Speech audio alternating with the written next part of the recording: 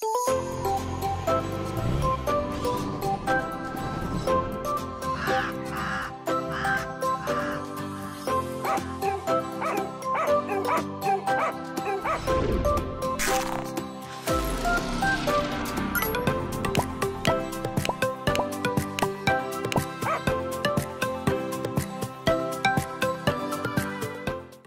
estamos aqui em mais um episódio do nosso podcast animal. Eu sou o André Bucão, médico veterinário. Hoje a gente recebe Pedro William, a gente conversar um pouquinho sobre algumas enfermidades infecciosas. E aí, tranquilo? Cara, tudo tranquilo, agradecer o convite, né? Já tinha feito alguns contatos antes, né? Pra gente falar de criação, mas para mim é maravilhoso vir falar de doenças infecciosas, né? É a área que eu sou conhecido, né? Em Brasília. Embora eu já queria começar o podcast deixando claro que não existe infectologista veterinário, tá, pessoal? Então, uma vez, André, falaram assim, o Pedro se acha, por quê? Porque ele fala que ele é infectologista. Eu falei, mas eu nunca falei isso na minha vida, de onde vocês estão tirando isso? Cara, mas a gente tem um problema muito sério na veterinária. Aí, a opinião minha, que é a galera querer colocar todo mundo como especialista. A gente compartilha da mesma E a gente sabe que, até mesmo pela própria legislação, a gente ainda não tem isso muito bem definido. Sim. A gente não tem escola de infectologia, né, para dar títulos. Então, assim, pessoal, se alguém fala que é infectologista, é antiético. Importante deixar isso claro, porque, beleza, o mercado me vê assim, e tudo bem, se você valoriza o meu serviço e eu realmente faço um atendimento diferente, por que não? Eu não vou aceitar isso. Mas eu, de forma alguma, assim, não existe infectologista, é importante a gente deixar isso claro. Mas eu posso dizer que a minha formação e toda a minha experiência de trabalho na área de infectologia realmente sempre foi muito direcionado, né? Então, acaba sendo um atendimento diferente do que o clínico costuma fazer no dia a dia. E aí acho que hoje vai ser bem legal para a gente conversar sobre essa conduta frente a essas doenças, né? E quais são, assim, os casos que você acaba pegando mais? Obviamente pega bastante leishmania. Leish. Eu acho que a questão da leishmania, por que muito leishmania? Porque, diferente das outras doenças, assim, é uma doença que, cara, se faz um tratamento para um cão, ele responde. Se faz o mesmo para outro, ele não responde. Já na Ehrlichia, vamos colocar que vai ser o nosso ápice hoje aqui. Ehrlichia 95% resolve. Quando você passa um tratamento básico ali com a doxiciclina e tal, ele vai resolver. 5% vai dar o BO, entendeu? Que o clínico que não está muito antenado para o que a doença faz, ele não vai saber para onde ir. Então, acho que leishmania disparadamente, por isso, né? Porque não existe um padrão, você faz o tratamento, o cão responde, o outro, aí você tem que ficar entendendo o exame. Mas aí tem muito assim, pelo menos assim, como a gente estava conversando aqui antes de gravar, né? Eu ia fazer o meu mestrado com leishmania, isolar a proteína específica, então uma coisa meio doida. Mas, na verdade, o que a gente discutia também é assim, durante muitos anos foi se feito mesmo protocolo. Isso faz também com que os animais respondam de um jeito, outros de outro, você já começa a ter uma resistência. Tem isso também, assim, até o próprio, vamos falar do Milteforam, né, como droga leishmanicida, né, assim que eu entrei no mestrado, 2018, eu peguei um artigo sobre vacinas para humanos, porque era medicina tropical, medicina humana, né? Então, eu li muito artigo sobre o ser humano. Então, era um estudo falando da co-infecção HIV, esses pacientes sofrem muito com a leishmania, e sobre o desenvolvimento de novas vacinas e tudo mais para humanos, né? Era um estudo assim, que eles estavam tentando fazer. E nesse artigo, a primeira folha, ele trazia assim, as drogas leishmanicidas no mundo para seres humanos, e tinha lá miltefosina, e aí já tinha lá potencial risco de resistência. Sabe? Então, essa primeira folha desse artigo, assim, drogas, aí vem lá falando todas elas, miltefosina, potencial risco de resistência. Tudo bem que ele colocava lá a África e tudo mais, mas se a gente for colocar de forma geral, eu concordo com o que você está falando, assim, essa questão de resistência mesmo. Uso indevido de medicamentos, né? Assim, muitas vezes um cão que não está no estágio para fazer o uso do medicamento e fica fazendo assim, porque você tem um estadiamento ali do... Isso, Você tem um estadiamento, né? O brasileiro, você tem um Leishvet, que é europeu, que vai do 1 ao 4. Então, quando eu ia fazer meu mestrado, eu procurei o cara do Leishvet lá da UTAD, Universidade de Outdoor e Trás-os-Montes. Legal. Eu ia fazer com ele. Legal. Mas aí não deu certo. Acontece. Não deu certo. O meu também não deu certo, não terminei, cara. A vida é assim, eu tô todo dia um recomeço, né? Vamos lá.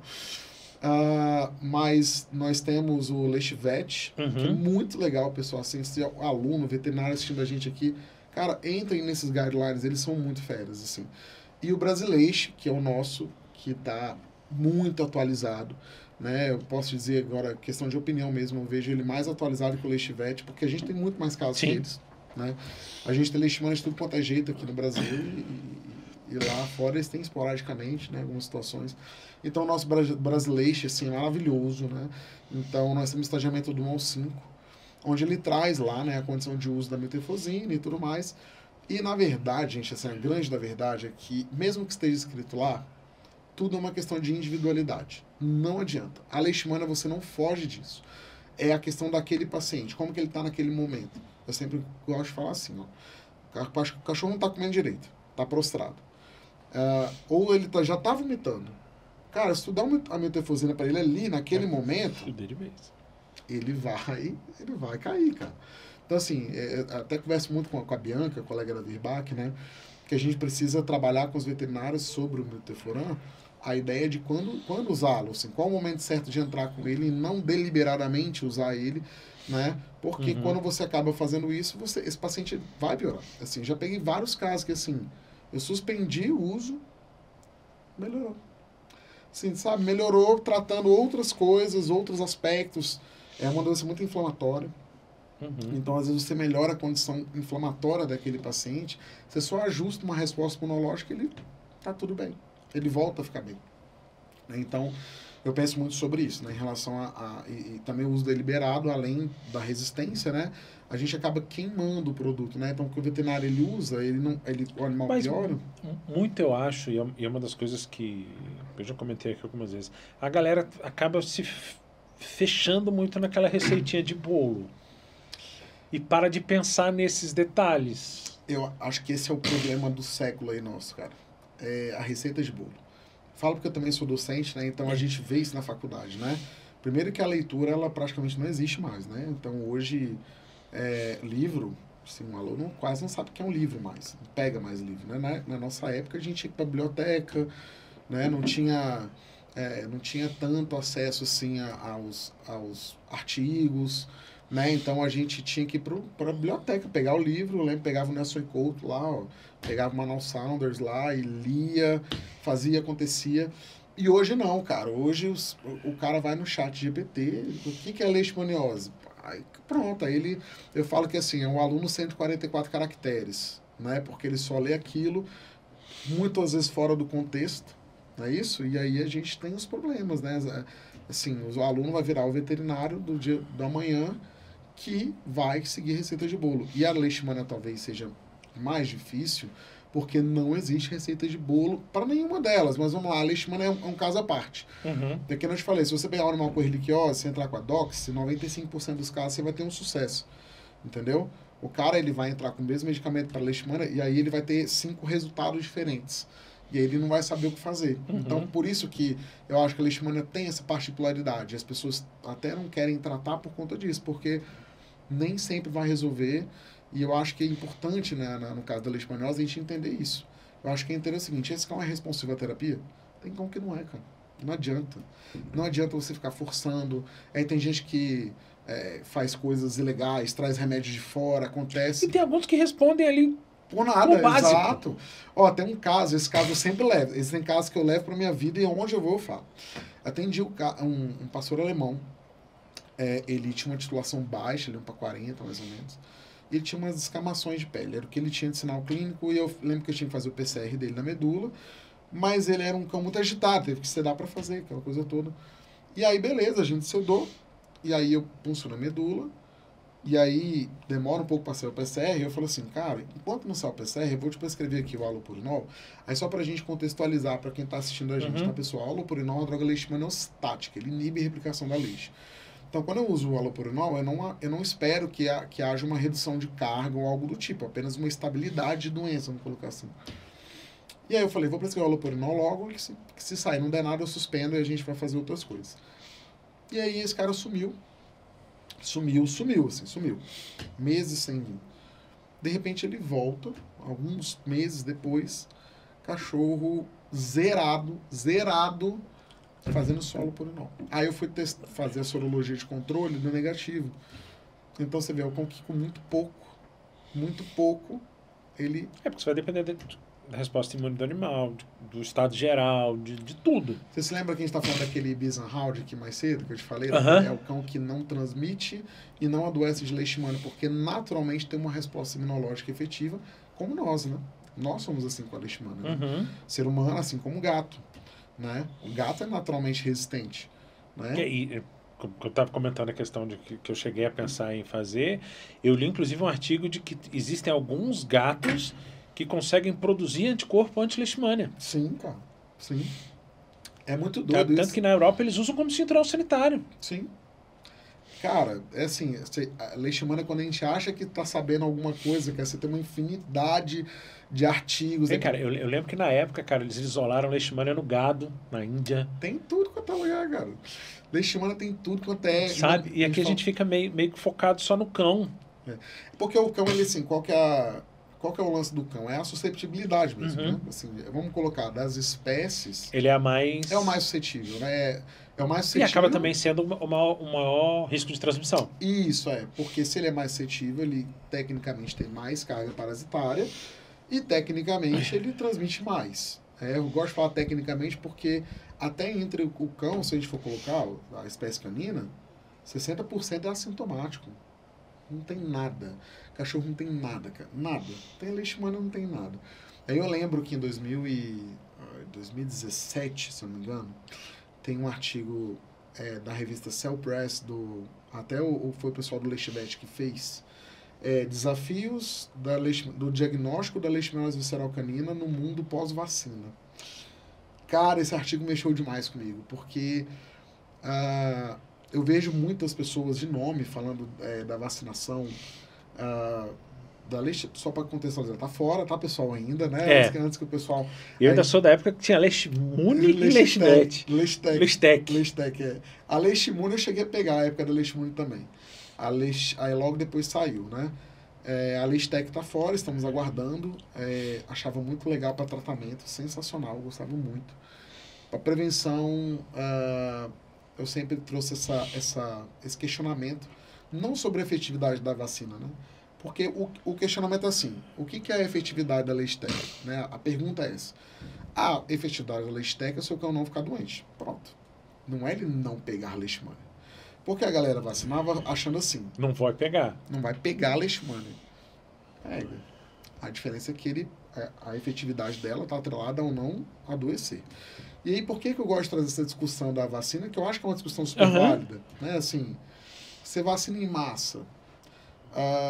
60% dos cães já são assintomáticos naturalmente. Aí quando você vacina em massa, você aumenta a quantidade de cães assintomáticos. Consequentemente. Mais difícil o diagnóstico, consequentemente, de forma mais silenciosa, essa doença pode estar acontecendo. E aí vinha, né? Porque aí você, mas olha só, na leishmania não tem lógica, tá, pessoal? Vou deixar isso claro. Não tem lógica. Por exemplo, então se o cão está assintomático, entende-se que ele tem menos carga parasitária. Não necessariamente. Ele só pode ter uma resposta imune melhor. Porque o livro traz isso, né? Aí você pega o livro de patologia e fala assim, o cão assintomático, ele tem menos carga parasitária, transmite menos. O sintomático, cara, você tem ideia? Eu tô com um pug agora que eu tô tratando. Até postei no meu story a lâmina dele, né? Esse cachorro não tem nada por fora. Você olha pro cachorro, o cachorro tem nada. Nada, nada, nada. Cara, eu pulso no medula dele para fazer um mielograma, porque ele tá muito anêmico e tudo. Meu amigo, é só leishmania pra tudo. A lâmina tá abarrotada de leishmania. Então, assim, essa coisa da sintomatologia é muito louca, né? Assim. Mas aí é uma opinião minha. Como eu falei, eu fiz ano passado 20 anos de formado. Sim. Então, quando eu fiz clínica, deve ter o quê? Uns 22, 23 anos atrás. Lá no hospital do UNB. Cara, nós pegamos 2 cães nascidos aqui, que nunca saíram daqui. A gente fez o teste pela zoonose e deu positivo. Isso eu estou falando de 22, 23 anos atrás. Depois que eu formei, que aí eu comecei a trabalhar, que aí eu fui trabalhar exatamente na região do Grande Colorado. Foi quando pipocaram os primeiros casos. Sim. Então a gente tem uma janela aí que poderia ter sido feito um levantamento epidemiológico, que a gente podia estar com isso muito mais bem controlado hoje do que a gente está hoje em dia. Se fez aquele levantamento na região do Grande Colorado, porque começou a morrer gente. Sim. Isso, e aí, André, quando a gente fala do cão, né? Porque a importância do cão é exatamente essa. Porque quando você tem um caso humano, isso já é comprovado. Você tem muitos cães positivos naquela região. É uma relação, né? Só um gancho. E aí o que aconteceu? Quando começaram a fazer esse levantamento, isso era o básico. Levanta, positivo e eutanásia. Sim. A galera do Grande Colorado venderam as casas e espalharam para o Brasil inteira. Cara. Para não fazer eutanásia do cão. Sim. E aí a gente pensa assim, né?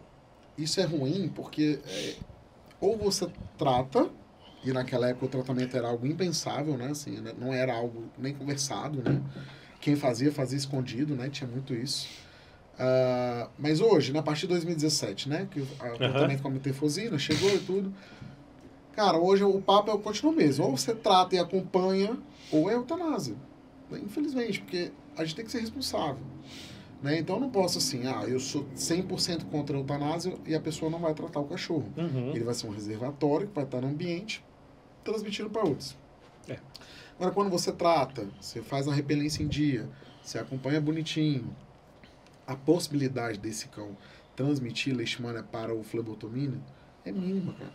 Eu falo mínima mesmo, assim, isso é artigos já, assim, né, falam isso. Eu li um artigo muito legal uma vez, que era perguntas que eram feitas para médicos humanos e veterinários, e eu achei que teve até respostas interessantes, assim. E uma pergunta era, um cão positivo dentro de casa, ele traz mais risco de alguém pegar leishmania?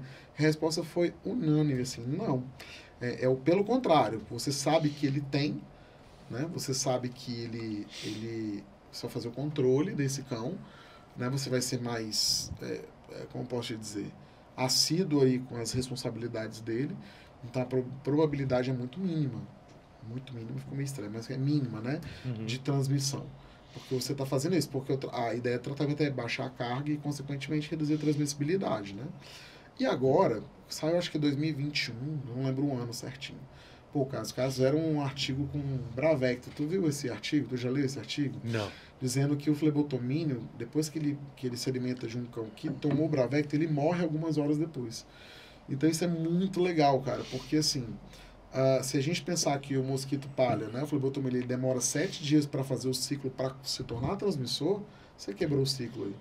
Né? Então o cão que faz o uso desse medicamento, né? Então, depois eu posso até te mandar, se quiser, um artigo com o Bravecto, assim, é a molécula do Bravecto. Outro dia, quem foi, cara? O rapaz lá onde é do banho nos meus, ele é aluno lá da UDF. Tá, agora acho que no primeiro ou segundo semestre, em julho. E ele estava comentando comigo que ele viu em algum artigo, ele ficou depois de me passar direitinho, que já estão vendo a possibilidade essa praga desse Aedes aegypti que mais faz é acumular função, poder se tornar vetor. Nossa, Deus me livre. Se isso acontecer, lascou de vez. Lascou. É que nem o carrapato, né? Porque assim, é outra dúvida da galera. Né? Assim, o carrapato transmite leishmania. Pessoal, o que nós temos de carrapato? Já foi descoberto que tinha DNA de leishmania dentro dele. Já foi descoberto formas promastigotas, que é a forma infectante, mas ainda não foi comprovada a capacidade vetorial da transmissão. Então, assim, já se sabe que a leishmania faz ciclo dentro do carrapato. Então se encontra a forma infectante dentro dele, mas não foi comprovado que ele é capaz de transmitir. Então essa é uma coisa que se um dia se comprovar e realmente isso acontecer, também. Estamos enrolados, né? Mas por enquanto ainda está só na especulação aí. E aproveitando o gancho do carrapato, a gente falar um pouquinho das próprias doenças do carrapato. Famosa doença do carrapato. Porque a gente tem realmente uma incidência considerável. Sim. Né? Muita.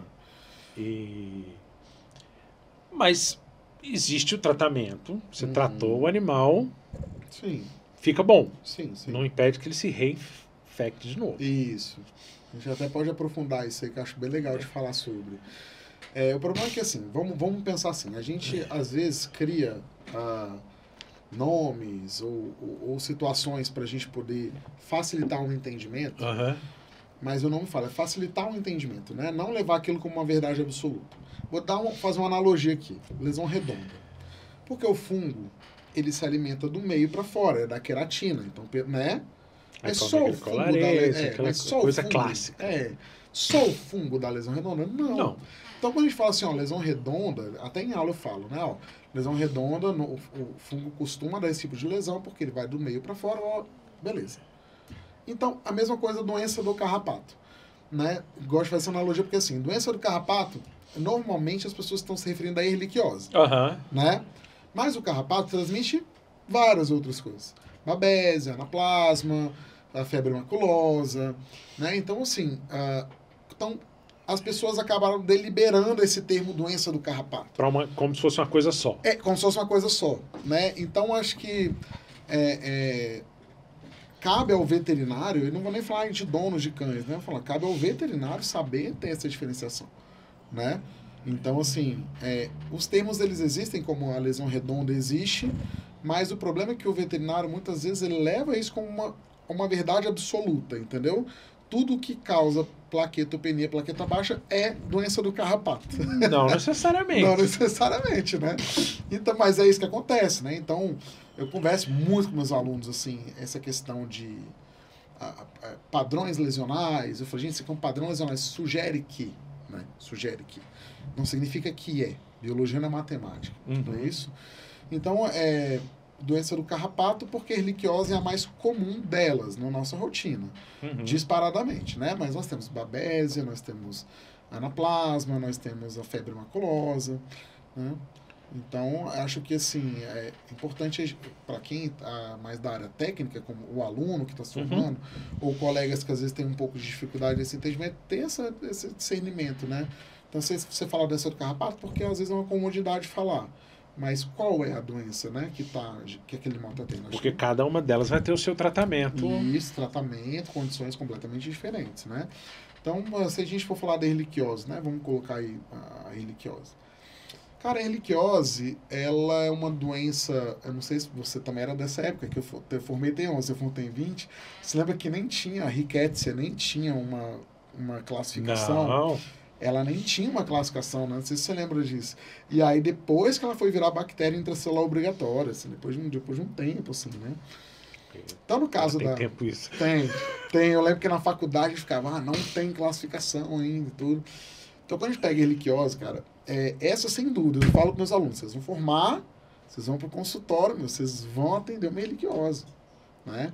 Porque eu acho que existe uma dificuldade no entendimento, até dos donos de cães, que assim, se tu não faz repelência do seu cão, ele está propício a tomar picada, ponto. Mesmo que você não veja, né? Porque tem isso, né? Essa resistência dos donos, né? Eu não vejo, não tem. Cara, se você não faz, potencialmente seu cão foi picado. Não é isso? Então, e aí vamos, se fizermos um levantamento aqui, eu não sei agora, assim, né? Se um dia se faz um levantamento, quantos donos de cães, preventivamente, né, eles usam esses medicamentos de forma preventiva? Sabe, assim, não é aquela coisa, eu vi e dei. Não, ele faz sempre. Cara, eu vejo muito isso lá no consultório, porque eu digo que ali onde eu tô é um caso à parte. Sim. Asa Sul também é um pouco. Assim, porque lá a galera tem essa preocupação de manter sempre ou Bravecto, ou Simparic, ou seja lá o que for, dessas várias opções que a gente tem, né? Eles mantêm em dia. Certinho. Eles têm uma preocupação, eu acho que em alguns casos lá chega beira a paranoia. Do tipo, cara, encontrou um carrapato, já quer fazer exame, já quer saber se... Eu falei, calma, gente. Não é calma, assim. Porque não adianta. Você viu agora, não quer dizer que se eu fizer o exame agora vai dar alguma coisa, gente. Você tem uma janela imunológica, tem que esperar um tempo. E é até legal você comentar sobre isso, porque assim, esse é por parte dos veterinários, há uma dificuldade nesse entendimento também. Porque muitas vezes é o seguinte, o cão ele pode estar apresentando uma sintomatologia, está um pouco mais apático, né?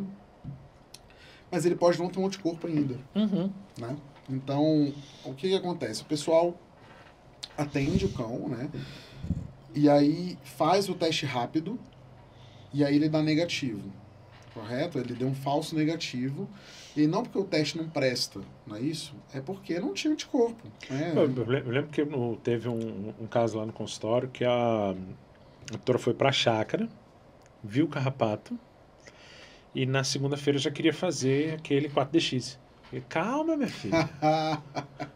Exatamente. Você vai gastar, você vai fazer e ele pode dar negativo. Exato. Exatamente. Então, assim, acho que esse é um ponto de dificuldade. Às vezes eu vejo, que nem você falou, uma receita de bolo, né? O cachorro chegou lá, cara, tem que fazer hemograma e já tem que fazer o teste rápido, o quanto antes, porque, não, cara, vamos entender cada situação, né? Qual foi o tempo, né? Se esse animal já teve, essa é uma pergunta, isso é muito interessante também, né? Porque, assim, os artigos falam aí que o cão, ele até um ano, assim, ele vai produzir anticorpo, né? Porque eu também já vi, André, assim, a galera tentando fazer controle com sorologia ou com teste rápido. E isso está errado. Porque o cão, ele vai ficar ali até um ano produzindo anticorpo. Entende? Então, e assim, e os testes rápidos, eles trabalham com produção de anticorpo. Produção de anticorpo, exatamente. Então, assim, se você fizer, ele vai continuar mostrando anticorpo. Exato, cara. Então, mas isso é uma coisa que eu já vi também. Então, assim, eu recebo muito, né? Porque, assim, eu estava falando no início que eu sou dessa área da infectologia, o pessoal me encaminha muito paciente. Então, muitas vezes me encaminham pacientes que não melhoram, assim, as taxas, vamos colocar assim, né? E aí eu vou avaliar o histórico desse animal e aí eu vejo, assim, com alguma frequência. Fez o teste no início do tratamento, no final aí continuou positivo, e aí já é dado como relíquia crônica. Não, calma aí, não funciona desse jeito, né? Então, a sorologia não é o teste que você vai fazer para acompanhamento de doença. E muito menos o teste que você vai fazer quando, num período de um ano, esse animal fez um tratamento para erliquiose. Vamos falar aqui, né? Estou falando da erliquiose especificamente, né? Então, há 6 meses atrás, ele teve erliquiose, tratou, e agora, nesse momento, ele está apresentando sintomatologia semelhante, porque ele pode ter reinfectado, aquilo que você comentou, né? Esse cão pode ter sido reinfectado? Sim, porque a resposta que ele desenvolve de memória não é eficiente contra o patógeno. Então, se ele entrar em contato de novo, infelizmente, ele vai desenvolver novamente, né? E tem a questão da cura, né? Essa aí é uma pergunta polêmica, né? Cura ou não cura, né? A gente tem um pouco dessa coisa. A verdade é que, assim, não cura, né? É um parasito que fica ali para sempre, né? A gente pode chamar de parasito, uma bactéria intracelular, né? Então fica ali para sempre. Mas aí eu queria até te fazer essa pergunta, né? Tu pega casos de uma reativação disso, assim, na tua rotina? Assim, o cão teve erlíquia, tu tratou, ficou zerado. Aí, sei lá, 2 anos depois, tu tô usando a repelência certinho, 2 anos depois voltou a ter trombocitopenia, tá? Tu tem algum caso assim? Porque para mim é pouco frequente isso. Eu não lembro de... Para mim é mais reinfecção do que de fato uma reativação. Até os guidelines de erliquiose falam isso, né? Na fase aguda você trata, ficou bem, dificilmente esse animal vai vir, né? Mas tem essa condição mesmo de não cura. Isso existe. Isso na verdade, a questão da não cura sobre patógenos vem muito do estudo da tuberculose, né? Então, a tuberculose é uma doença que não tem cura, não é uma bactéria intracelular. Então, você consegue baixar a parasitemia, por assim dizer. Isso, mas cura não tem. Então, baseado nos artigos da tuberculose, né, está se especulando que todas as doenças intracelulares não têm cura. A leishmania é assim, né? Então, doenças intracelulares de forma geral, potencialmente não tem cura. Então, o guideline de erliquiose, ele traz exatamente isso. Ele fala assim, na fase aguda você tem a cura clínica do paciente, né, vamos dizer assim.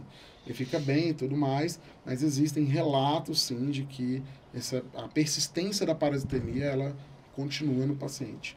Mas agora, reativação de erliquiose, eu nunca vi. Eu, sem meus pacientes, assim, sempre associo a reinfecção e não a algo que estava lá latente, de repente desenvolveu novamente. Ou sempre falo o seguinte, você tratou com pré-erliquiose, e aí ele ficou bem ali, daqui a pouco você faz o exame, ele está com as taxas baixas novamente, e você não testou leishmaniose, é uma possibilidade. É uma grande possibilidade. Tá lá, sempre esteve lá. Ela sempre existiu lá, porque a leishmaniose, pessoal, tem que entender um pouco isso também. A leishmaniose é uma doença de caráter crônico. Então, a pessoa acha que o cachorro tem leite, já vai ser aquele cão de livro que você vê. Não, aquilo ali para acontecer é um processo, né? Cara, dos que eu já vi, que fazem tratamento e tudo, Alguns que vão lá na clínica às vezes para vacinar, as coisas. Cara, você olha, você não diz. Não tem cara, né? Você não diz. São animais, inclusive tem como eu atendo plano de saúde lá, acaba que vão muitos para fazer exame, essas coisas para aproveitar. Cara, tem um lá que, cara, o exame dele tá perfeito. lindo. Maravilha. Tá lindo. Eu tava conversando com o doutor, ele falou, cara, ó, mantenha o que você tá fazendo. Porque tá perfeito. Tá dando certo, né? Cara, não tem trombocitopenia, não tem anemia. Proteína não tem... alta, né? Cara, ele tá ali, redondinho. Sim. Tanto que eu brinco com ela, cara, mantenha o que você tá fazendo, porque o exame dele tá um espetáculo. Isso. Aí acho que também entra um pouco do caráter da individualidade da resistência, sabe? Aham. Também ajuda, né? Vamos colocar assim, ajuda. E é um caso que ela tem 2, um tem, o outro não. Sim. Você viu, eu tô atendendo agora 3 cães, irmãos, né? Provavelmente eles pegaram da mãe, são muito filhosos, 11 meses agora. Tô 1 ano acompanhando esses cães. Cara, os 3 não respondem. É uma coisa de louco, assim. Sabe, você é um cachorro com 11 meses com doença renal crônica. É muito louco, cara. Se a gente for pensar 10 anos atrás, doença renal crônica é doença de cachorro velho. Entendeu? Cara, você tem um cão de 11 meses doente renal crônico, tendo que suplementar eritropoetina, cara. Sabe, assim, é muito doido isso. A leishmania traz isso pra nós. A erliquiose também, né?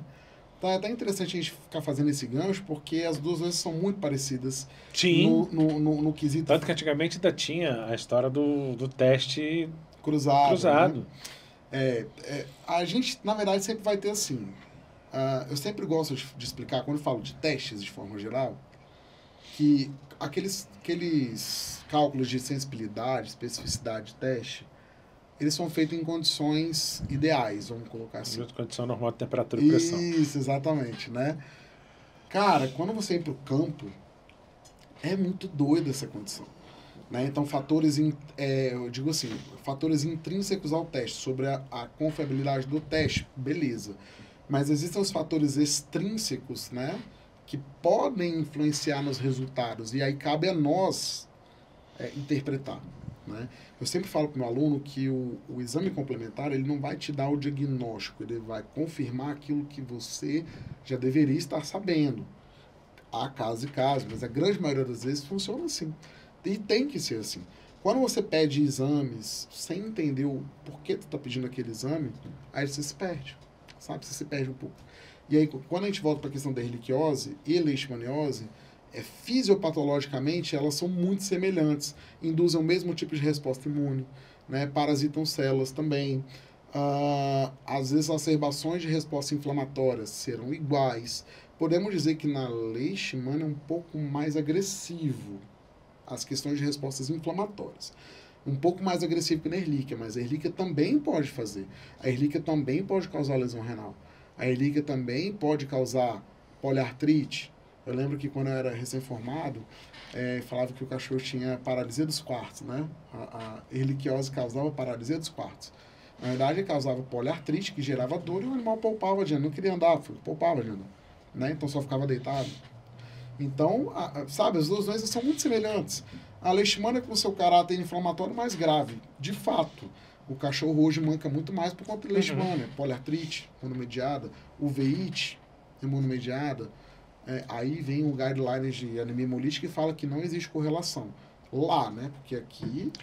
Cara, mas aí eu acho que quem foi que comentou aqui? Foi a Fernanda Velasquez, que a gente estava comentando que a gente tem muito de... Principalmente quando a gente fala das questões dos parâmetros. Sim. A gente não tem um padrão brasileiro. Sim, sim. A gente tem um padrão de fora. Sim, de fora. De um animal 100%. Sim. Só que se você pegar no Brasil, cara, você tem diferenças de temperatura de meio, de coisa, sim, que vai alterar esse... Sim, sim. O país continental que a gente fala, né?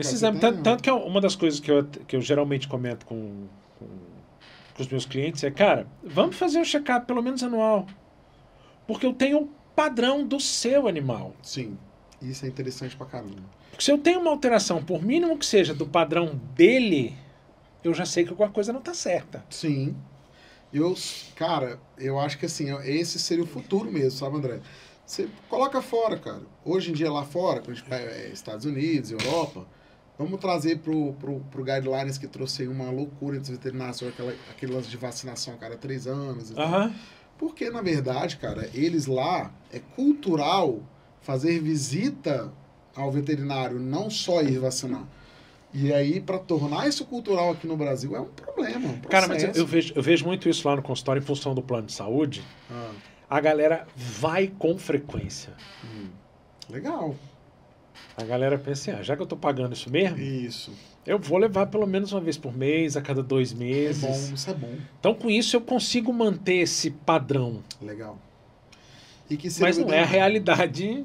Não é, cara. Eu sei que esse Guidelines, quando ele veio, né? Acho que 2000 não lembro agora, 2012, não lembro agora. Acho que é 14 ou 16. Que depois teve uma atualização da América Latina, né? Fizeram um Latam aqui. Da nossa maravilhosa Meire Marcondes, cara, né? Professora maravilhosa. Já teve a oportunidade de assistir a palestra da Meire? Não. Nossa, ela faz parte do Wassava hoje, né?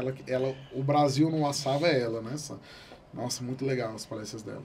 E ela traz exatamente essa condição do, ao invés de vacina anual, check-up anual. Né? Você faz um check-up anual nesse animal e aí você avalia as condições de imunização dele. Tá? Isso aí daria um outro podcast, falar só disso, né? Porque é muito, muito longo. E voltando para as doenças, eu acho que é muito isso que você falou. Se você acompanha um animal, você sabe um padrão. Exemplo, tem cão que tem a plaqueta um pouco mais baixa. E eu tenho uma gata que eu atendo ela desde que ela tem 1 mês. Ela agora está com 11 anos. Então eu já sei que o renal dela é alterado desde pequena. Sim. Mas que aquele ali é o normal dela. É uma persa. Então... então... Por exemplo, o eosinófilo dela dava sempre alterado, desde o primeiro exame de filhote até hoje. Então eu já sei que aquele ali é o padrão dela. Não vai alterar aquilo. Sim. Uma coisa muito interessante, cara, você tá falando aí de padrões, né, de exames e tudo. Quando a gente pensa na erliquiose, a gente pensa assim, quais são os padrões de alterações hematológicas que a erlíquia causa? Então tem anemia, né, você pode desenvolver anemia, trombocitopenia, normalmente casadinhos os dois, né, anemia e trombocitopenia, e proteína alta, vamos colocar assim. A questão de leucócito, eu sempre falo assim, cara, começou a alterar leucócito para baixo, leucopenia, B.O. Aí a gente tem que pensar um pouco mais de cuidado, que aí são as fases da erlíquia, né? Mas vamos colocar aqui na fase aguda e subclínica, né? Esse animal tem essas condições de anemia e trombocitopenia. Isso é uma coisa comum na erliquiose. E aí eu queria trazer coisas polêmicas, assim, gosto de falar coisas polêmicas sobre a erliquiose, porque na verdade eu acho que a interpretação sobre um caso, ela vai muito além do exame. O exame ele é só uma pequena parte desse diagnóstico. Ele é só, se a gente for olhar pela literatura, só 15% do diagnóstico é aquele exame que você está vendo. Porque a gente vê muito assim, trombocitopenia não é sinônimo de doxiciclina, né? Então, nem toda trombocitopenia vai fazer doxi, super concordo. Mas vamos colocar umas condições, né? Você atende um cão com histórico de carrapato, ele tem clínica de erliquiose, ele tem febre, ele tem apatia, ele tem linfonodos aumentados de tamanho, e ele dá trombocitopenia. E aí você faz um teste e ele dá negativo. Tu vai deixar de tratar esse cão? Não, tu não vai deixar de tratar esse cão. Então, eu costumo falar assim, eu concordo que nem toda trombocitopenia é sinônimo de doxiciclina, mas a grande parte das vezes, dependendo da região que você está, Porque cabe a nós, isso é polêmico isso que eu falei, isso aí daria corte. Daria corte. Mas é porque, ao meu ver, cara, essa é a pequena parte, é a menor parte do diagnóstico, é o que você está vendo no papel. Entendeu? O seu diagnóstico está todo baseado na anamnese e exame físico, 85%. Então, se tudo te leva à erliquiose, aí vamos pensar, beleza, mas não é só a erliquiose que dá trombocitopenia. Concordo 100%. Mas se você tem ali aquela combinação de fatores. Sabe o que eu fazia no Valparaíso, cara? Lá no Valparaíso era muito difícil você aderir todos os exames. Muito difícil. Então, o que eu dava prioridade no Valparaíso? Dava essas alterações, trombocitopenia, blá, blá, e eu suspeita, né, muito forte, eu dava prioridade para testar para leishmania, eu já entrava com a dox. Entende? Quando o histórico era compatível. Por quê? Você tinha que escolher. Eu tinha que escolher. Entre diagnosticar no papel uma leishmaniose, que é uma zoonose. A Ehrlichia também é uma zoonose, né? Muito doido isso. Mas a Ehrlichia também é uma zoonose. Teve um caso na Venezuela, mas assim, uma doença de potencial zoonótico que eles falam. Nada muito grave. Mas se a gente for pensar em zoonose, a leishmania é muito mais importante. Sim. Então eu tinha que fazer uma escolha. É aquilo que eu converso com meus alunos todo dia para eles. Eu falo assim, cara, quando vocês forem pedir um exame, você tem que se perguntar assim, o que esse exame vai me responder? Ele vai me responder isso. Então, beleza, você vai me responder isso, então eu vou correr atrás desse exame. Ele vai me responder B. Não, então B não é importante para mim nesse momento. Então, primeiro eu vou focar aqui. E nesse caso, eu achava muito melhor testar a leishmaniose, né, e tratar a Ehrlichia, mesmo que sem um resultado ali. Então, essa coisa da trombocitopenia, eu acho que entra muito no que a gente conversou sobre padrões que a galera usam como uma verdade absoluta. Então, às vezes, o cara ele faz um maquinograma, que é um problema também, não conta a plaqueta direito, correto? Aí dá a trombocitopenia, o cara ele anula toda a anamnese do exame físico dele e ele vai lá e faz doxy. Esse cara tá errando muito. Sim. Né? Sim, mas é o que eu pego muito, cara, é às vezes, por exemplo, você tem aí uma... às vezes na própria coleta do exame. Rapidinho, um cafezinho a gente consegue lá também. Meus a gente vão ver isso aqui consegue e falar o Pedro e o café dele, sempre. Obrigado. A gente pega, por exemplo, agregado. Que a máquina não conta.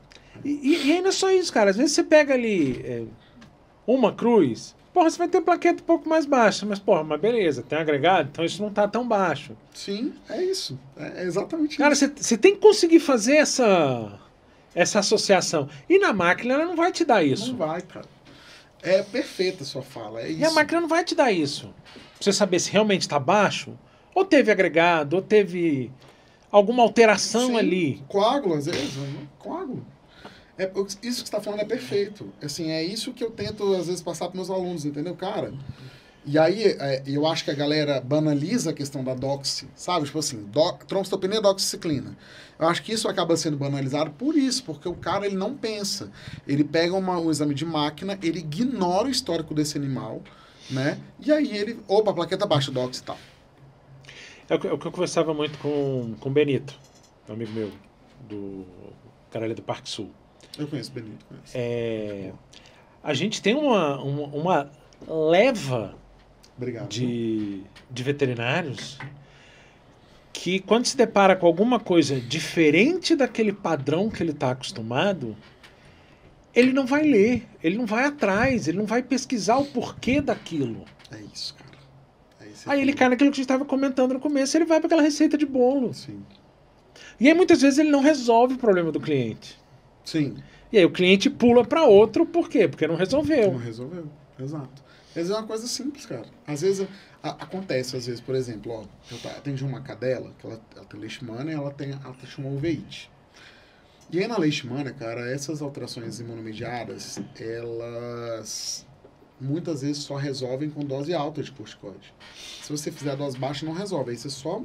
Foi o que eu fiz nessa cadela, eu só mudei a dose. Eu tava 1 mg quilo, eu falei, ó, vamos fazer 2 mg quilo e vamos avaliar como que vai ficar. Cara, aí a cadela voltou a enxergar melhor. A cadela melhorou, assim, ficou mais ativa e tudo mais. A doutora até mandou a foto que ela estava na cachoeira, levou ela pra cachoeira. E aí a veterinária falou, nossa, você é fera. Eu falei, cara... Cara, é sabe? Aquele detalhe. Sabe? Tipo assim, cara, eu não fiz nada demais. Eu falei pra ela, não, eu não fiz nada demais. Se eu tivesse feito aqui algo que... Não, tudo bem, até receberia isso como um elogio massa, mas, cara, eu só aumentei a dose, porque como essa é uma condição imunomediada, assim, tem que ser dose imunossupressora. É basicamente isso, é uma coisa meio que lógica, assim. Então assim, essas coisas acontecem, né? Do veterinário ele se deixar levar por essas condições de estar ali ter uma máquina, poder rodar o exame na máquina, ignorar o histórico, né, a anamnese, exame físico, E aí entra nesse erro. Então eu entendo assim, se você ignora a anamnese e exame físico, usa um exame de máquina e entra com dox, você está completamente errado. Se você faz uma anamnese bem feita, um exame físico muito bem feito e tudo leva a crer que seja erliquiose e você não tem como fazer um teste para poder comprovar que tem relíquia, é dox, meu amigo. Porque a gente tem que levar em conta também, cara, que a gente está num país em que a galera não tem Exato. a mesma condição de arcar com uma quantidade de exames que você quer. Sim, sim. E aqui já queria até deixar uma dica, então. Cara, se você tá... porque essa dica, na verdade, sim, é uma vivência minha, mas que também tá no livro, assim, né? Não é nada tipo, oh, meu Deus. Mas vamos lá. O próprio guideline de erliquiose, ele fala assim, ó, se o animal tem erlíquia e você entra com a doxy, em 48 horas esse animal já começa a apresentar melhora. Então a melhora é rápida, a gente sabe disso, né? E aí, o que eu percebo, André? O cara faz um mês de doxy, aí não tá bom, ele faz mais um mês de doxy, aí não tá bom, ele faz mais um mês de doxy. Aí nesse meio tempo ele sai aplicando emisol, ele sai fazendo não sei o que. Cara, então assim, já fica a dica, viu, pessoal? Dica aí pra estudante e dica pra veterinário. Cara, erlíquia é o seguinte, repete o exame em 7 dias. Você fez a doxy aqui hoje, aí 7 dias, 28 dias de tratamento, com 7 dias você refaz o hemograma.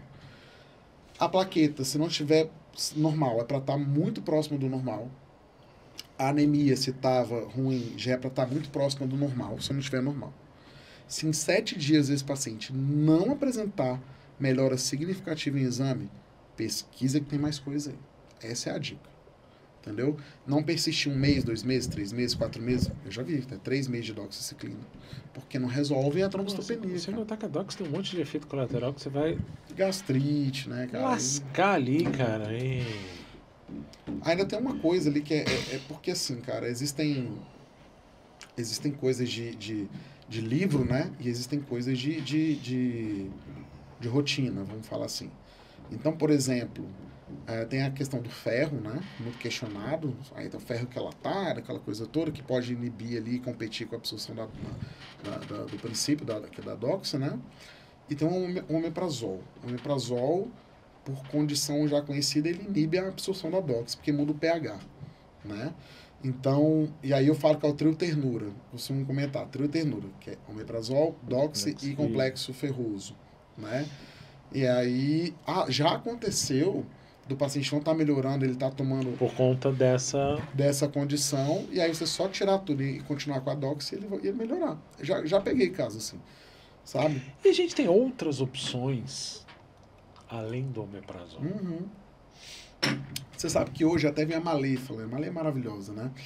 A Malê comentando assim, gente, se o animal for tomar doxy, a gente sabe que a doxy dá gastrite? Sim, ela dá gastrite.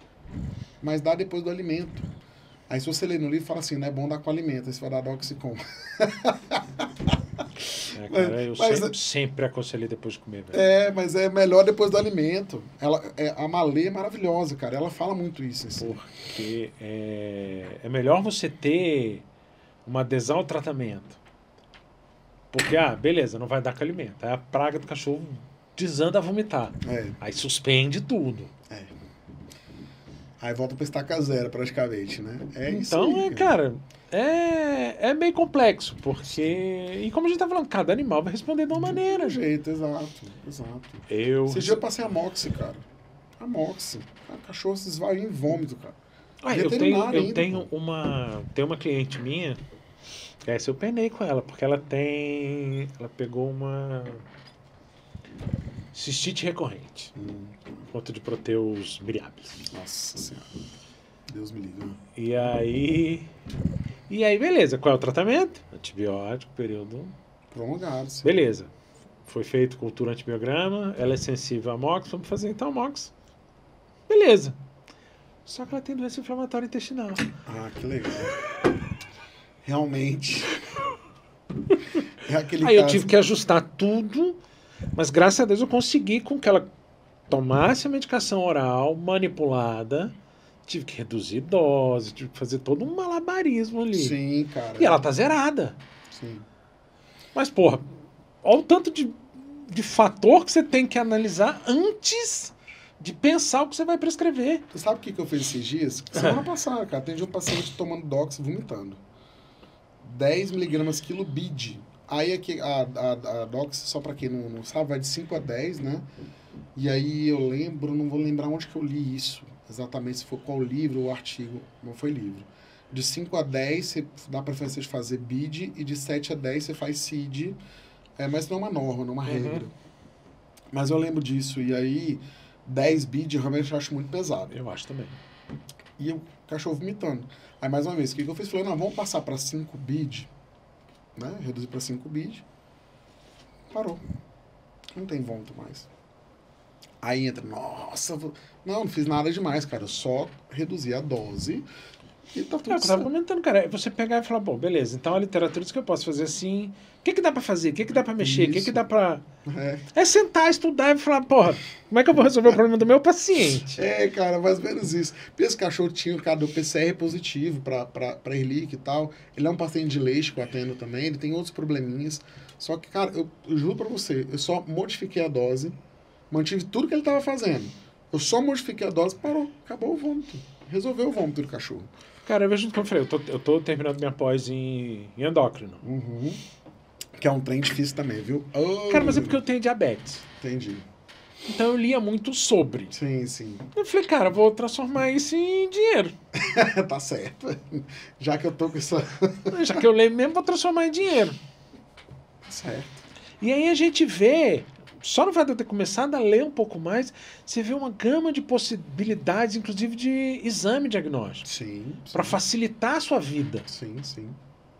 Por quê? Porque, cara, os exames endócrinos são caros pra cacete. São muito caros.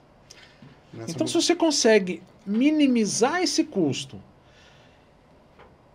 para que o seu cliente faça, é muito melhor. Você que está agora na pegada da endócrino, né? Não sei se você já tem atendido assim, os casos. Um outro. Assim, vira e mexe eu recebo pacientes com suspeita de problemas endócrinos, né? Aí eu vejo que a pessoa faz exame, aí pedidos de exame, que é aquilo que eu falo, a galera pede sem pensar. Cortisol, basal, T4, TSH, não pede um colesterol, não pede um tri, mas já vem o T4, já vem... É básico, velho. Colesterol, triglicerídeos, cortisol. Glicemia, né? Glicemia você faz ali, cara. Glicemia você faz na fita ali na hora, bicho. Entendeu? Como eu tenho diabetes, eu tenho um aparelhinho que fica no consultório, fica lá em casa. E aí ainda te falo, cara, sabe o que acontece? É aquilo que a gente falou desde o início, porque tudo isso que a gente está conversando serve pro que a gente está falando de doenças infecciosas igual, você tem que pensar em pedir o exame, pô. Entendeu? Então, assim, às vezes você tem que saber qual que você vai pedir. Eu pergunto, fez jejum para fazer esse exame? Quem sabe que a lipemia interfere demais? Não fez. Aí eu vou lá respondendo, não, beleza, então vamos fazer de novo e tal. E aí fica bravo, por quê? Porque é caro. Aí ficam bravos, né? Porque, já fiz. Aí quando chega pedido de exame assim, minha primeira coisa que eu falo, tá em jejum? Se não tiver em jejum, não adianta. Eu já sou curto e grosso. Vai ter que ser, cara. Então, assim, mas eu te perguntei, porque você tá mais nessa área, talvez esteja recebendo mais. Eu, como estava em clínica escola, a gente recebe de tudo, né? Então, normalmente a gente faz a triagem básica e encaminha para o especialista, para o especializado, né? Que é a palavra certa, né? Encaminha para o especializado, mediante os resultados, né? Porque a nossa função como clínico, né, clínica escola, é ensinar o aluno o quê? O básico. Ele tem que saber encaminhar um paciente. Então, se eu tenho a capacidade de fazer uma triagem hormonal muito bem feita para depois encaminhar para o especializado, maravilha, é isso que a gente tem que fazer. Essa é a nossa função como clínico, né? Então, a gente faça essas triagens todas, né, ensino a fazer, e aí, mas você pega isso, cara, sabe? Esses dias eu vi um paciente de testosterona. E eu falei, meu Deus, por que testosterona? Vamos pensar, sabe? Galera, olha aqui, vamos pensar antes de fazer exame. Pensa, sempre, exercício mental. Vou pedir esse exame, o que ele vai me dar de resposta? É a dica, cara, entendeu? Uma das coisas que aí eu vejo já na minha parte, por exemplo, no caso do humano, a diabetes influencia a produção de vitamina D. Legal, essa eu não sabia. Tanto que volta e meia eu tenho que fazer suplementação. Não sabia disso. Então, uma coisa que eu pretendo colocar na rotina de pacientes diabéticos é fazer vitamina D. Sim. Porque isso pode estar alterado. Sim. E aí são coisas que você não... Você tem que ir linkando ali, até para você reduzir. Ainda mais para quando você vai fazer exame de controle. É lógico. Não é porque não adianta, como você estava falando, pegar e fazer, pega um paciente de relíquia, beleza, retornou para fazer controle, hemograma, sorologia, teste rápido. Sim. Não é racional isso. Sim. Quando a gente pega hoje, quando a gente pensa em relíquia, o que o Guidelines fala para nós hoje? Que o ideal é sempre você associar 2 exames, né? Você faz, pode ser tanto a sorologia, a gente tem aquele Lisa Dot Blot, né? Que você pode até fazer ele quantitativo, inclusive, o teste rápido e o PCR, né? Então, hoje ele sempre fala para você associar uma técnica sorológica junto com o PCR. Seria o ideal. A gente sabe que o ideal é muito difícil de trabalhar, né? Então, na nossa realidade é o quê? No máximo, teste rápido, né? Hoje o pessoal até faz umas sorologias quantitativas, que eu tenho percebido também que tem sido feito de forma muito deliberada, sem pensar. Entendeu? Por exemplo, eu estou vendo muito IgM e IgG, a galera está pedindo IgM e IgG, aí dá anticorpo de fase aguda negativo, dá anticorpo de memória positivo e a pessoa lasca ele tratamento, sem contextualizar o problema. Então isso é outra coisa, né? Então assim, o animal já teve relíquia, ele vai ter IgG. Ele vai ter. Então se você pega o IgG, o mínimo que você pode fazer é fazer um PCR. Porque aí você vai entender, um PCR ele pode te dizer se naquele momento aquele paciente vai ter DNA naquela amostra, se ele está com sinal clínico, tem IgG negativo, mas tem um PCR ok, beleza, aí ele pode estar em fase de doença que você vai tratar, né? Então tá vendo como sempre tem essa linkagem? Eu sempre falo assim, o resultado ele sempre pode ser falso positivo ou falso negativo, o que muda isso é a nossa interpretação desse resultado. Então é isso que eu tento sempre explicar pra galera. Assim, então às vezes você pega um cão, você faz IgM e IgG, antes de pedir o IgM e IgG, pensa, se você fizer um teste rápido, você gasta menos, vamos colocar assim, ou talvez equivalente. Mas dependendo da quantidade de exame que pedem, então vai dar mais. Então, você pedir aqui um teste rápido e aí eu ainda estou com muita dúvida, aí sobra o dinheiro para fazer o PCR. Tá vendo como é muito melhor do que sair pedindo 1 milhão de exames que não vai te dar resultado nenhum? Não, sem contar que muitas vezes, cara, eu tenho visto. Eu tive uma cliente lá, recém assinou o plano de saúde, ela chegou lá, cara, conseguiu um pedido de exame, eu falei, beleza, tá com o pedido, a gente coleta e manda. Cara, sem brincadeira, cara, mais de 13 exames para cada um dos animais. É loucura, cara, loucura. Coisas assim que você via que não tinha... necessidade. Lógica. Tinha lógica, exato. Porque a galera sai pedindo esse tudo e na hora que chega tudo não sabe interpretar. Você entende? Então, quando a gente pensa na erliquiose, então fica a minha dica, assim, né? Você tem a ferramenta do teste rápido, caso esse animal não tenha tido histórico, né? Se esse animal teve histórico de relíquia um ano pra cá, é PCR direto, cara. Se você quer ter o diagnóstico na mão, então tem que fazer o PCR, entendeu? Então, nem faça esse teste rápido, nem faça essa sorologia, porque, ao meu ver, ao meu entendimento, a chance de dar um falso positivo é muito grande. Se ele tiver Leishmania, por exemplo, e agora ele está desenvolvendo alterações pela Leishmania, mas ele teve relíquia lá atrás. Então você pode ter um falso positivo ali, daquela relíquia lá de trás. Se você fizer de novo, dar positivo de novo, aí você vai entrar com DOX, esse animal não vai melhorar, né? Outra coisa que eu falo, não tem como você suspeitar de relíquia e não suspeitar de leixe, porque hematologicamente causam as mesmas alterações. Aí eu sempre costumo falar com algumas ressalvas. Por exemplo, a relíquia vai dar uma anemia e uma trombocitopenia um pouco mais grave. A leishmania não causa anemia grave nem trombocitopenia grave, é só um asterisco. Não ela diretamente. A consequência dela que sim. Aí quais são as consequências da leishmania? Anemia hemolítica e hipoplasia de medula. Essas são graves. Então, você pegar um campo leishmania com hematócrito muito baixo, já se preocupa se não tem relíquia. Então, meio que você já descartou a erliquiose, né? E agora você vai trabalhar nas consequências da leishmania. Porque, André, essa é uma pergunta que chega muito também. O cachorro está com 15 de hematócrito, tem leishmania. Ele já fez tudo para relíquia, deu tudo negativo. Então, suponha que ele só tem a leishmania ali de hemoparasitose. Ele não tem babésia, já fez até tratamento para babésia, aquela coisa toda, mas está com 15 de hematócrito. E o rim está normal, porque poderia ser deficiência de eritro também. Então, vamos colocar que literalmente se descartou tudo e é só a leishmania ali, uma situação hipotética, né? Aí eu vejo assim, Pedro, aí é que eu falo do uso errado do milteforano. Se eu entrar com o milteforano aqui, esse hematócrito vai subir? Não vai. Aqui é o seguinte, eu preciso entender o que está acontecendo. Aqui, será que a leishmania não faz? Não vou falar que não faz, mas normalmente não faz.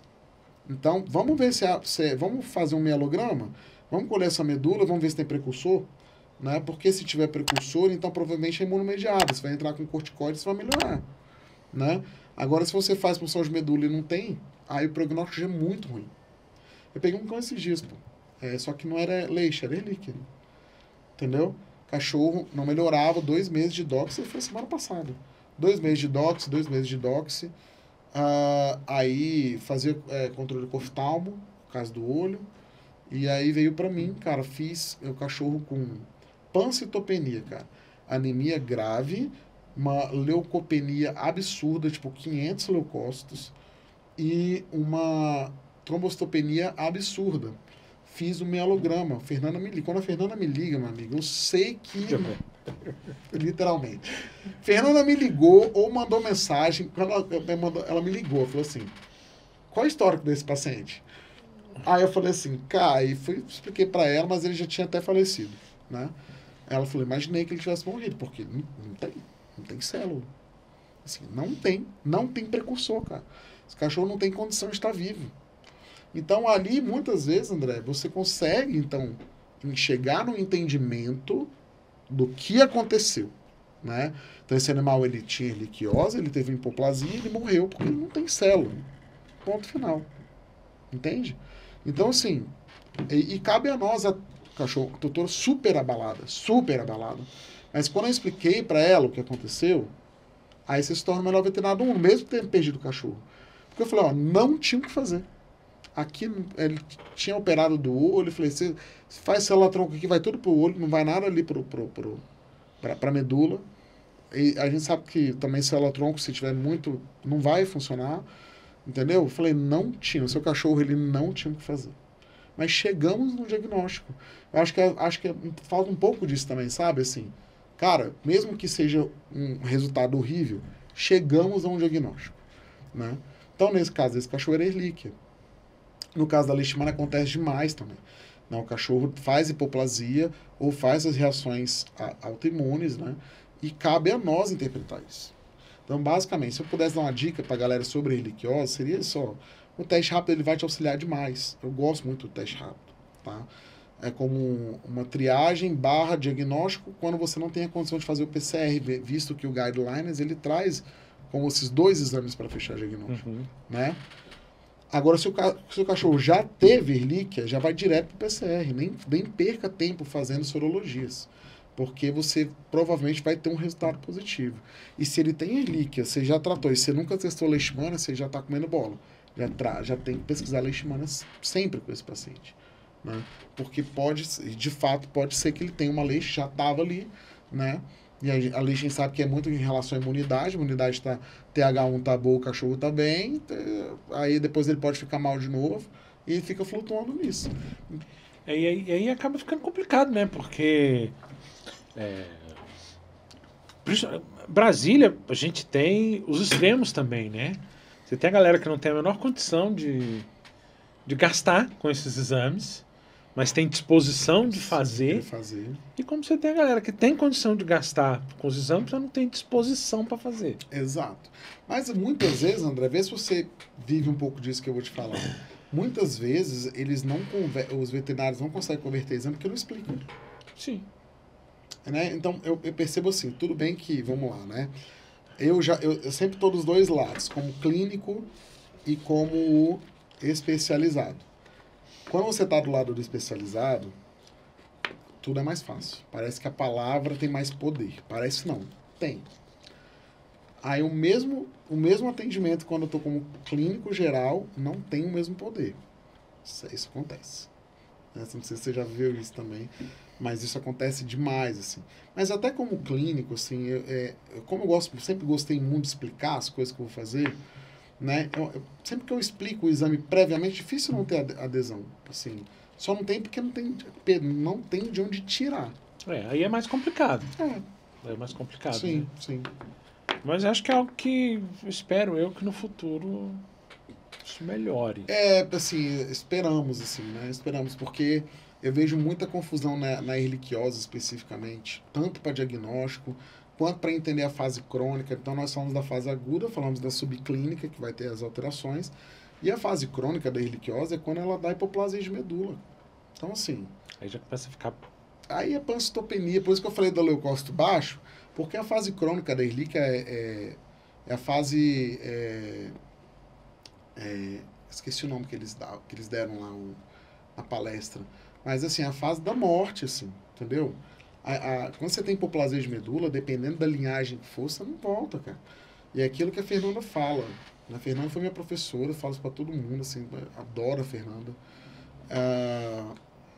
Cara, leucócito baixo, amigo, não vive, cara. Então, assim, fase crônica da erliquiose é gravíssima.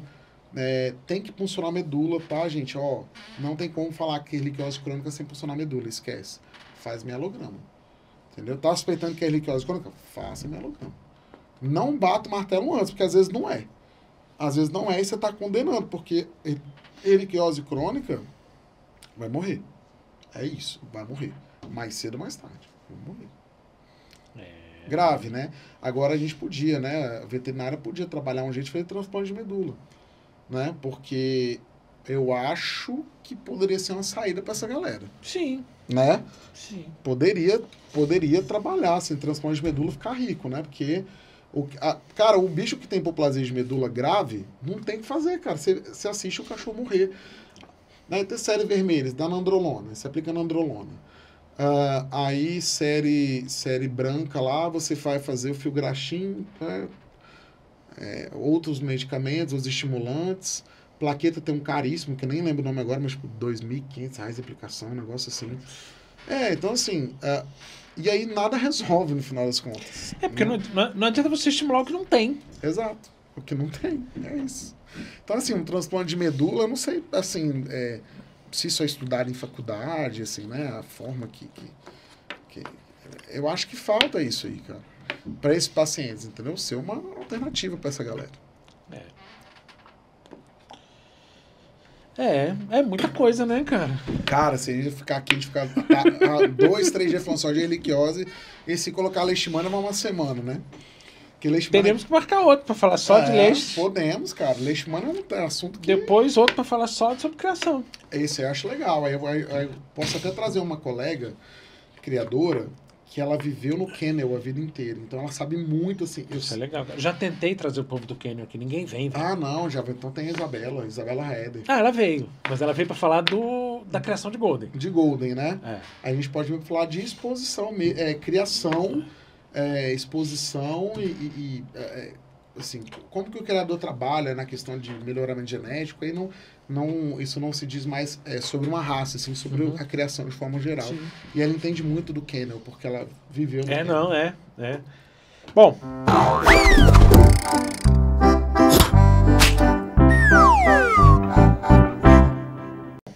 O pessoal preparou aqui 2... Vamos lá, falei que... Primeiro vamos pro mais leve. Tá. Que é um que é básico, são perguntas e respostas rápidas, tá? Qual o seu animal favorito? Meu animal é cachorro. Cachorro. Qual animal você seria? Cara, eu acho que eu seria uma girafa, cara. É negócio de criança, assim, sabe? Tem um amigo do meu irmão... apaixonado em girafa. Que ele diz que girafa não existe, é uma criação da Disney, que se você levantar a patinha, tá o símbolo do Mickey ali. Cara, acho que a questão da girafa é uma coisa de infância mesmo, assim, cara. Eu seria uma girafa, assim, acho legal pra caramba. Meu irmão que diz exatamente isso. Quais os maiores problemas que você trata? Acho que me entregaram errado aqui, Ianca. Fizeram uma mistura aqui. Quais os maiores problemas que você trata com a questão do... Infecto seria basicamente a leite, né? Leite. Atualmente. Leite é um desafio. Eu acho que leishmania... O mundo da leishmania, você que chegou a até pensar em fazer um mestrado, chegou a ver a proteína. Gente, o mundo da leishmania ele é muito sinistro. Cara, eu ia isolar uma proteína específica que promove a resistência ao tratamento. Cara, ia dar um trampo do caralho. Sim. Véio. Não, e você vê assim, cara, esse mundo que você chega... É um mundo muito à parte da realidade, né, cara? É muito sinistro, gente. Muito sinistro. Tem muita coisa. Eu cheguei a comprar corante específico para poder fazer medula, para poder classificar direitinho quais seriam os animais de experimento. Cara, mas não foi para frente. Um sonho. Um sonho, conseguir a cura da leite, cara. Ou a cura não, porque acho que a cura seria improvável, mas conseguir uma terapia celular efetiva. Tipo assim, tornar os cães um Ibizan Hound da vida. Sabe? Isso é um sonho. Se pudesse ter alguma característica de algum animal, qual seria? Cara, acho que voar, né? Voar seria legal pra caramba. Falou o cara que tem medo de avião, medo de altura, mas... Cara, eu não tenho medo não, eu tenho cagaço. Eu pra voar, bicho, é complexo. Também. Nervoso pra caramba. Não, cara, só rapidinho, que você falou, eu lembrei, cara. Eu uma vez fui dar palestra em Araguaína, cara. Aí você pega pra Palmas, e aí de Palmas você para Araguaína no Passaredo, né? Aí quando eu cheguei em Araguaína, né? Aí a galera, e aí, como é que foi de Passamedo? Eu falei, esse é o nome que vocês dão, Passamedo? Falei, bom saber que a próxima vez vem de carro. Eu fiz a prova para dar aula na UFT. Isso, minha filha tá com 16. Então foi para Araguaína. Mas fui de ônibus, daqui para lá fui de ônibus. Tá.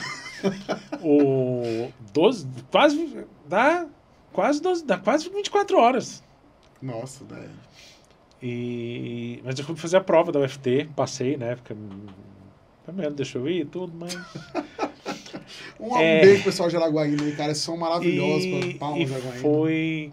Minha filha tava com 2, 3 anos, ela tá com 16. Então já tem bastante. Tem bastante tempo. Mas eu fui de ônibus, fui de avião não. Cara. Filme, desenho ou série? Que tem algum animal que você goste? Cara, acho que vamos desenho, vou de Rei Leão, que era minha infância, né? Foi minha infância inteira, né? Eu sabia todas as falas do Rei Leão. Né? Então acho que Rei Leão. Algum animal que você tem medo? Cara, animal que eu tenha medo... vamos colocar aqui, cara.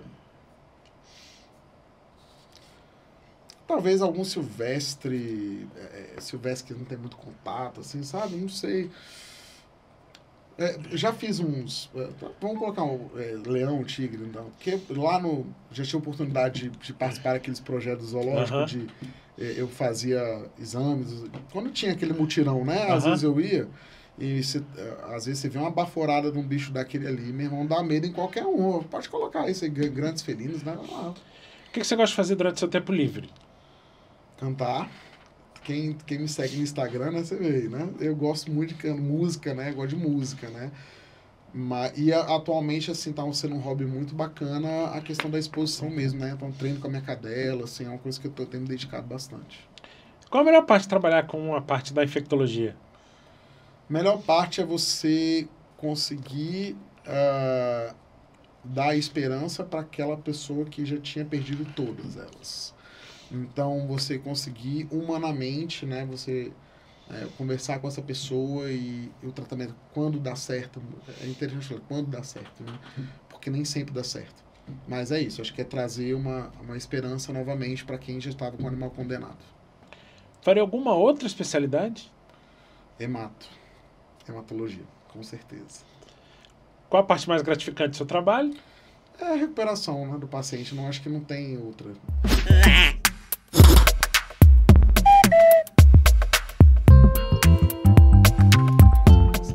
E qual dica que você daria para os tutores? Ficarem atentos com quais sinais que eles deveriam ficar mais atentos? Acho que então são 2 dicas, pode? Que o quadro não sei se é uma só. Sim. Primeira, gente, façam repelência, pelo amor de Deus. Façam repelência, não espere ver pulga e carrapato, né? Façam a repelência dos animais. Eu sou enjoado com os meus até. Lá em casa é todo mês, cara, todo mês. Eu uso o Vectra, né? Não sei se podia falar nome aqui. À vontade. Eu uso o Vectra. Quem quiser patrocinar nós aceitamos. Viu? Vamos lá, galera. Vamos lá. Olhando para a câmera do André. Vamos lá, pessoal. Vamos patrocinar aqui, porque levar informação. Então, repelência e sobre sinais clínicos, eu acho que assim, na leishmania é muito inespecífico, tá? Posso dar um exemplo na brincadeira? Sim, sim. Mas assim, já atendi uma filhota com gastroenterite, cara. Na hora que eu palpei os linfonodos, eu falei, isso é leixe. Testei, leixe. Então, assim, a dica que eu dou é façam check-ups nos seus cães. E para o estudante? Estuda. Estuda. Cara, estuda. Estuda, ponto final. Né? E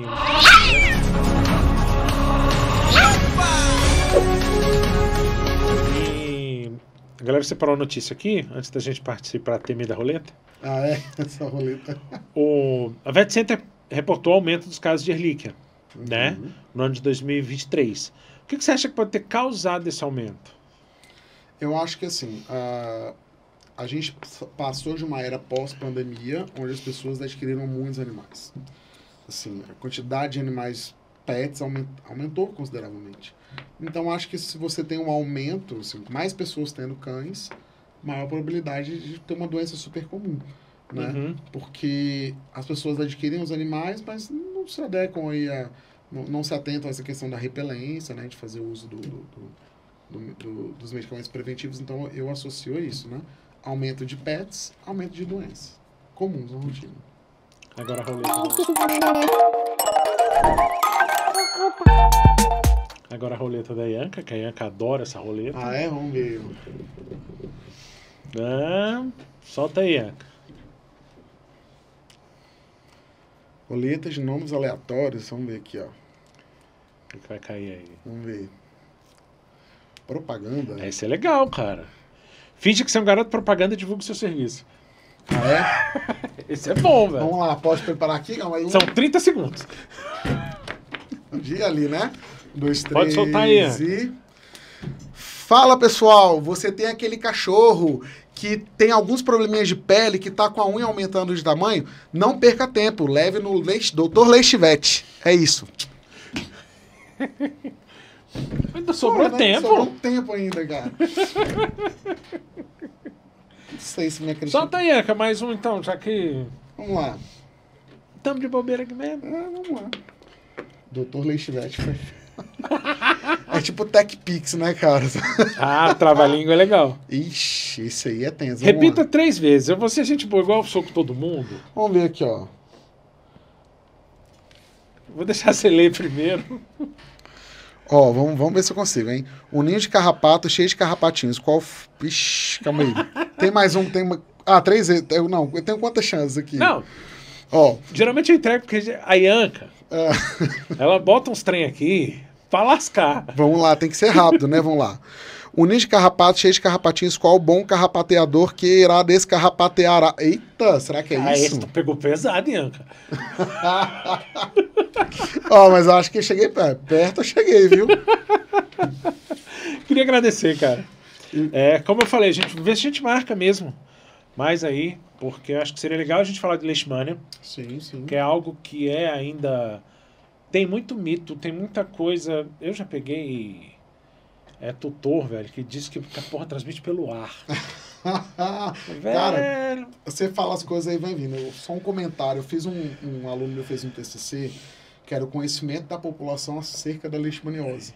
E ele foi lá para o hospital veterinário público, ele ficava lá perguntando as coisas, né? E uma das opções era transmissão pelo ar. E deu pessoas colocando que achava que transmitia pelo ar. Cara, é muita viagem, bicho. Cara. E esse trabalho é muito legal. Foi muito legal esse trabalho, assim. Mas eu acho que valeria a pena a gente falar sobre leite, cara, porque cresceu muito aqui em Brasília. Ainda tem muito subdiagnóstico. Muito subdiagnóstico. Uma coisa não é porque eu acho que a galera não se atenta muito para essa possibilidade. Como eu te falei, quando eu tava trabalhando ali no Grande Colorado, a galera vendeu os cachorros, vendeu as casas, velho. E espalhou pra cidade inteira. Sim. Então você tem áreas que você tem um risco maior e você tem áreas que tem um risco menor. Sim. Isso quer dizer que não tenha. Sim. Você sabe que quando eu fui porque eu fiz a residência na UPS, então eu trabalhava sempre pro lado de lá, aí depois eu fui pro Unidesc. Quando eu fui pro Unidesc, não tinha leishmania lá. Aí começou a ter. Porque começou a testar. Comecei a testar, entendeu? Assim, não tinha. Não, lá não tem. Começou a ter. Porque, assim, a gente testa. É que nem em Goiânia. O pessoal em Goiânia fala que não tem leishmania em Goiânia. Eu falei, gente, eu já fiz uns... Eu assisti uma palestra com o Popper, que ele comenta exatamente isso. Pois é, como não tem? Ou não está testando? Ou é a doença do carrapato que não resolve, aí o cachorro acaba morrendo por falta de diagnóstico. Acontece muito. Eu acho que valeria a pena a gente falar sobre leite e depois pra gente vir falar sobre criação mesmo, cara. Eu tô dentro, cara. Que eu acho que é um tema que é meio... A gente estava comentando antes aqui, que tem aí a rixa entre criadores e protetores. Isso, é muito legal. Mas porque o povo tem que pensar, cara, que você tem criadores sérios, que trabalham em prol da raça, com o bem-estar animal, com todos os cuidados, cara. Não é esses... Pra você ter ideia, assim, eu vou fazer 3 anos de canil, eu posso falar que eu comecei agora. De verdade. Assim, a minha... Eu pensava muito na saúde dos cães, obviamente por ser veterinário, então sempre testando para leishmania a cada 3 meses, sabe? Sempre fazendo ali os cuidados de saúde necessários, né? Mas conhecimento de genética, eu comecei do zero, comecei de novo. Então, assim, é um tema que dá muito pano pra manga, por isso que eu queria até trazer a Isabela, porque ela... Dá pra gente combinar, cara. Vem vocês dois, a gente troca ideia. Porque a Isabela sabe muito de criação, ou se a Isabela, sei lá, não conseguia, a minha mentora sabe muito de criação, cara. A gente podia colocar ela na tela aí, ó. É só combinar, cara. Então, beleza. Beleza? Então é isso, gente. Dizer que aqui a gente conta com o apoio do Ilha Brasil.